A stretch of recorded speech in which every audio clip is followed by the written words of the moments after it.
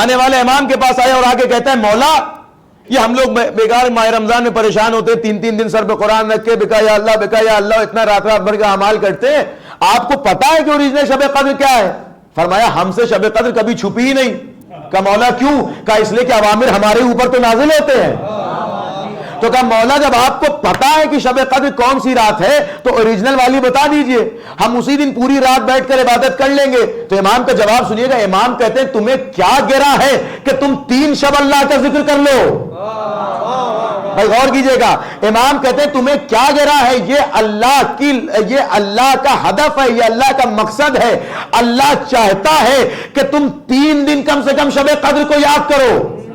تبھی اللہ نے تمہارے اوپر یہ راز چھپا رکھا کہ اللہ شب قدر کو اتنا پسند کرتا ہے کہ وہ چاہتا ہے بار بار شب قدر کا ذکر ہو.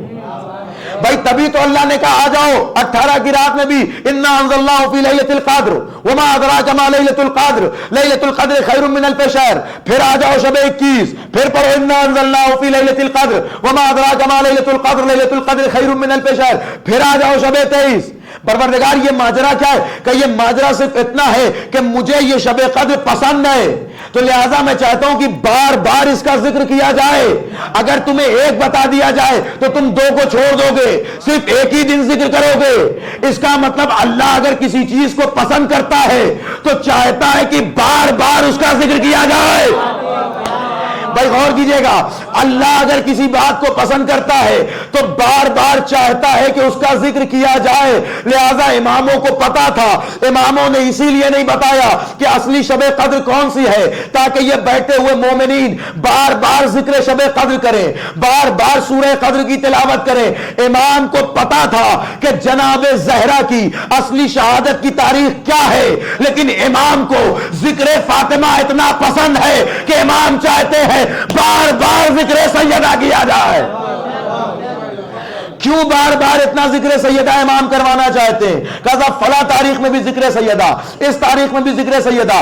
ارے اس ذکر زمانی کو چھوڑیے, خود میں نے کل جو عرض کیا تھا کہ قبر سیدہ بھی 3 جگہ مشخص نہیں کی گئی. کیا اماموں کو پتا نہیں تھا؟ کہ نہیں بالکل پتا تھا, لیکن امام نے نہیں بتایا کہ یہاں بھی زیارت پڑھو, یہاں بھی زیارت پڑھو, یہاں بھی زیارت پڑھو. اس کا مطلب امام چاہتے ہیں کہ بار بار ذکر فاطمہ کیا جائے, چاہے مکان کی بات ہو چاہے زمان کی بات ہو. یا اللہ یہ اتنا ذکر فاطمہ کیوں کروانا چاہتے ہو؟ کہ اسی لیے کہ یہ ذکر حق ہے.